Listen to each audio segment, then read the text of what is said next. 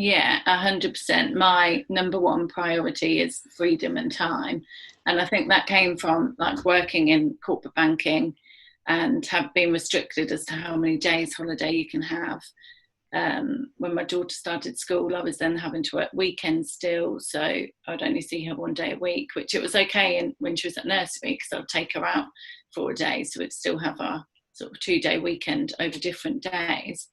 But when she started school, that really sort of pushed me to want my own business. And I didn't really know how to get started in property until I discovered a book and started educating myself. I didn't know that I could make a business out of property investing because I was a mortgage advisor, not a broker. I didn't really deal with a lot of investors. So I always thought you'd have to just work really hard in your job, save up some money for a deposit, buy a buy to let, and then wait another 10 years or so and go again. So yeah, it was a bit of a shock, and my mind was blown when I did start educating myself and learning how you can create a business through property. And I was like, I love property. I really want my own business, really want more freedom and more time in my life. Then let's go for it. You mentioned there was a book. Is this where you kind of learned then that it wasn't necessarily just a case of saving that 25% deposit, buying a buy to let, and then repeating the process? What book was it actually? And then was that how you sort of started Yeah, changing your mindset? It was one of Rob Moore's books. It was the orange one, 44 Property Secrets. Yes. And it explains the buy, refurbish, refinance model.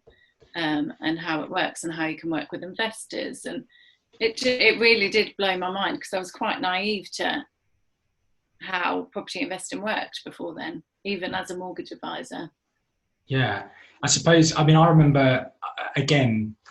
I've always been a broker rather than an advisor, but even the first few number of years in my career was definitely doing I imagine very, very similar sort of stuff to you, Natasha, whereby I was just helping people buy their homes. But I think when that penny drops, where you realise that actually to build a property portfolio doesn't necessarily require you to sit and build up a deposit and then buy and then repeat the process again. It's kind of a weird moment where it all becomes so obvious, but it wasn't obvious, but now it is. It's kind of like, it's just sort of like a tipping point moment where it just happened. Is that kind of what you got from that book? Is that what happened? Yeah, 100%. And even now, every time I tell people how we do the buy, refurbish, refinance model, I can see like the look on their face and it completely blows their mind because a lot of people aren't aware of how it works and how you can get most, if not all of your money back out of a property and continue and snowball the effect. But yeah, from when I learned how you could do it, I was just then addicted to learning and educating myself and getting started and knowing that I had to make it work. So I suppose as a bit of an expert on the BRR model, in your own words, how would you actually describe it? Imagine there's somebody listening in that has absolutely no clue what we're talking about at all. How would you describe it? I'm always interested to hear how people do that. Yeah, so I describe the 3 different stages. So we buy houses, but we buy from motivated sellers. So whether that's they're going through a divorce, in debt, downsizing, have to relocate. We don't just buy any old house. It's got to be at a good price. And I don't really like the word BMV or what they use, but it's got to be at a good price and it's got to fit within the model with the amount of value that we're adding to be able to pull our money back out. So generally, they are motivated sellers who are willing to take a slight discount in order to have a guaranteed sale and for us to be able to proceed quickly. So that's the main thing. You can't just go and buy any property and make this work. It has got to be at a discount. And then we add value to the property. So whether that's through refurbishment, reconfiguration of the layouts, conversions, extensions, we've got to be able to add value to the property to increase it enough for them when we get to the refinance stage. We put a buy-to-let mortgage on the property. That equity, that capital is then used to repay our investor, and then we rent the property out, and the property is owned in our name and we get the rental income, so the cash flow from the property.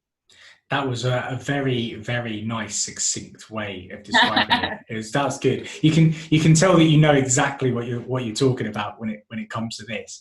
But I was going to ask you actually, talk us through that there was two things I was going to ask actually. So number one, I'm really interested to hear about the first time that you followed this model, but then also maybe another time after that where you had maybe came across any kind of problems with it, maybe you didn't get as much cash out as you maybe you thought of. But maybe should we start with talking about your first one? Because I'm always interested to hear about people's first properties. And I'm surprised how many of them go really well, actually. Everyone's worried that the first one will go really badly. But yeah, how did your first deal go? So our first one, when I first got started, I was getting really, really frustrated because I was looking for the deals where you can get all of your money back out. And they are harder to come by. They are sort of like the unicorn deals, I call them. So sometimes you'll get a unicorn deal, which is an amazing deal, and you can get all your money back out, sometimes even more than what you put in. But they are really hard to come by. And I think when you're starting out, you've not got those relationships built with the agents. You're not as experienced with estimating the refurbs or going and negotiating with vendors. So I actually made the decision to drop my sort of standards. So I wanted to achieve 50% of my equity back out of the property, just so I could get started, start building the relationships with the agents and finally get my first deal. So it worked out, we actually got about 70% of our money back out, which was really good. We'd done all the refurb work ourselves. So I was there painting late at night after work and doing all the things they teach you not to do, just to sort of save money and be able to get your money back out and make the deal as good as it can be for our first deal. And to be fair, it all went quite well. We didn't really have any major issues with the refurb. And yeah, we've had our tenants in there since it was refurbished and no issues. So touch wood. It wasn't too bad. We purchased the property for 135,000.